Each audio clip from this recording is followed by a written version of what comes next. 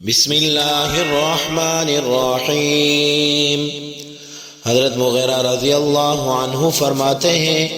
میں نے ہر فرض نماز کے بعد رسول اللہ صلی اللہ علیہ وسلم کو یہ دعا مانگتے ہوئے سنا، لا الہ الا اللہ وحدہ لا شریک لہ، اللہم لا مانع لما اعطیت ولا معطی لما منعت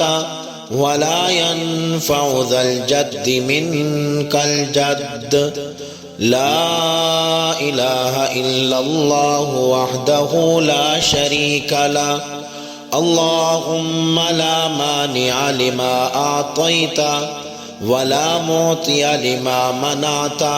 ولا ينفع ذا الجد منك الجد، لا الہ الا اللہ وحدہ لا شریک لہ، اللہم لا مانع لما اعطیت ولا معطی لما منعت ولا ينفع ذا الجد منك الجد۔ اللہ کے سوا کوئی معبود نہیں، وہ ایک ہے، اس کا کوئی شریک نہیں۔ اے اللہ، جو تو عطا کرے اسے کوئی روکنے والا نہیں، اور جو تو روک لے اسے کوئی دینے والا نہیں، اور تیرے مقابل کسی مالدار کو اس کا مال نفع نہیں دے گا۔ تو میرے بھائیوں، اس دعا کو ہمیں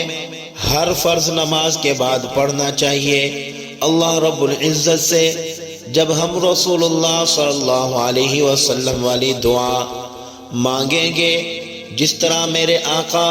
یہ دعا ہر فرض نماز کے بعد اللہ رب العزت سے مانگا کرتے تھے،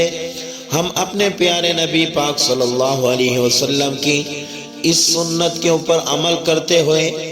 اس دعا کو ہر فرض نماز کے بعد مانگیں گے تو اللہ رب العزت کی ذات سے قوی امید ہے، اللہ تبارک و تعالی ہماری ہر حاجتیں قبول فرمائیں گے، اللہ رب العزت ہماری ہر ضرورتیں پوری فرمائیں گے۔ دعا ہے کہ اللہ تبارک و تعالی ہر ایک مسلمان کی تمام تر ضرورتیں، تمام تر حاجتیں پوری فرمائے، آمین۔